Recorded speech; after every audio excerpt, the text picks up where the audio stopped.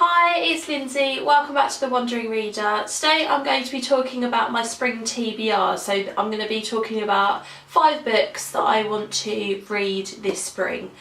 Now I don't really do TBR videos because I'm a massive mood reader, so I feel like if I set myself a TBR every month I'm not going to stick to it because it feels like something that I have to do rather than I want to do. But I thought, spring is always a time of, looking forward to lots of sunshine and blossom on the trees and, time off. And so there's lots and lots to look forward to when spring rolls around the corner. And I often feel like springtime is a time to read books that are a bit more contemporary or set in sort of far away places, so I can dream of sort of lying on a beach there or something like that. So I'm going to talk about 5 books that I want to read over the next few months that kind of tie in with the theme of that. And kind of make me feel like they're books that make me feel like I should read them in spring anyway. So the first book that I'm going to talk about is Shopaholic Abroad by Sophie Kinsella.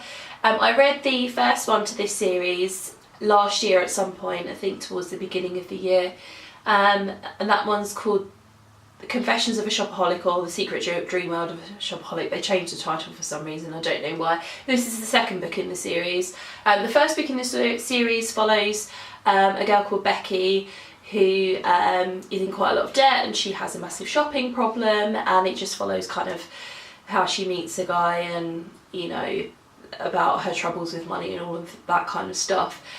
They're not particularly deep books. Normally I'm not a massive fan of chick lit just because I think the female characters are portrayed in a way that, they're often quite weak and a bit pathetic in my opinion, but sometimes I just want to pick up something that's a little bit light and fluffy, and the first book in the series was, so I bought this ages ago now, I would say a good 6 months ago, and I haven't picked it up yet.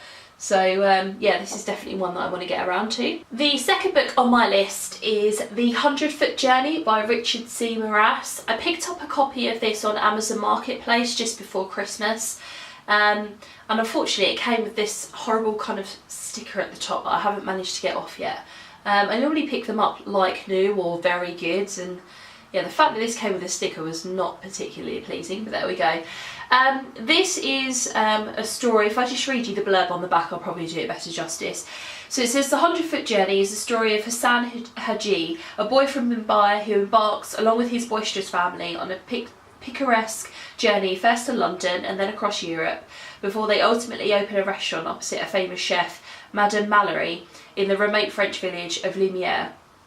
A culinary war ensues, pitting Hassan's Mumbai-toughened father against the imperious Michelin-starred Cordon Bleu, until Madame Mallory realises that Hassan is a cook with natural talents far superior to her own.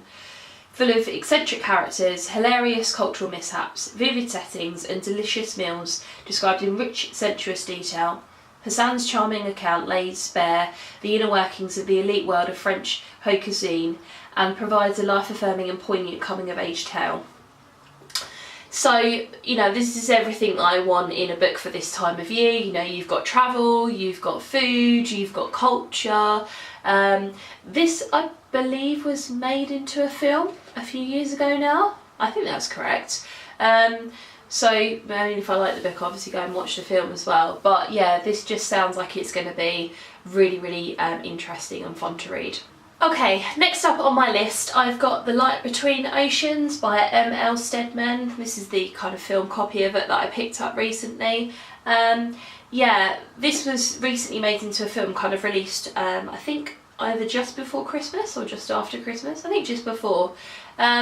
This is a story about a couple who live on an island and are in charge of a lighthouse, and a boat washes up to shore with a baby in it. And they don't know who the baby belongs to, and they decide to keep the baby, and then years later the baby's kind of mother appears on the scene, and it's about kind of, should they give the baby back, shouldn't they, like that sort of thing. The movie trailer looked amazing. Like I said, I picked up a copy of this in Sainsbury's a few months ago now and haven't got around to reading it. I believe this is set in Australia, and I love Australia. I've been a couple of times. I would love to go back. So anything kind of book or movie related set there, I'm all over it. So I think that's going to be kind of a really good read for this time of year as well. Next up on my list is Lion by Sabru Really, or it's was first published as A Long Way Home. This is a non-fiction book following the story of a boy called Sabru who's grown up during the book, and he loses his mother, and he's separated from his mother and his brother when he was a child in India, and ends up kind of being adopted by a family in Australia. And when he's older, he kind of wants to find out where his mother and his brother are, and so it's about his journey trying to find them. And I believe he uses like Google Maps and things to try and find like the train station that he was separated from them in. Again, this was made into a film recently, won some awards, the film, and it looks really interesting. My husband read this recently and really enjoyed it, yeah, I'm looking forward to giving that one a go. And then the last one on my spring TBR is The Sudden Appearance of Hope by Claire North. I've had this on my shelf for a few months now. This is kind of like, I want to call it like a mystery, maybe thriller type thing. So this is about a girl who people see her and then they forget that she exists, I believe. So on the back it says, "My name is Hope Arden. I'm the girl the world forgets. It started when I was 16 years old. A father forgetting to drive me to school. A mother setting the table for 3, not 4. A friend who looks at me and sees a stranger. No matter what I do, the words I say, the crimes I commit, you will never remember who I am. That makes my life tricky, but it also makes me dangerous. The sudden appearance of hope is the tale of a girl no one remembers, yet her story will stay with you forever." So Reagan from Praise Project read this last year, I believe, and really liked it. So I thought I'd put it on my spring TBR. So there you go, guys. They're the top 5 books that I want to read this spring. Have you read any of these? What do you think of them? Which one should I put on my kind of at the top of my pile to read first? I'd love to have a chat with you in the comments.